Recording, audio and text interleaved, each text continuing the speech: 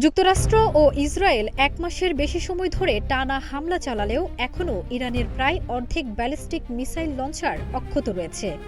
যুক্তরাষ্ট্রের গোয়েন্দা সংস্থারাই এ তথ্য জানিয়েছেন বলে শুক্রবার এক প্রতিবেদনে জানিয়েছে সংবাদ মাধ্যম সিএনএন। তবে এগুলোর কিছু এখন ব্যবহার করতে পারছে না ইরান।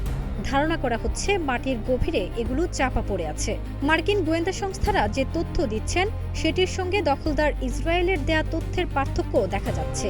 গত মার্চে দখলদাররা বলেছিল ইরানের 470টি মিসাইল লঞ্চারের প্রায় 60% তারা ধ্বংস করে দিয়েছে।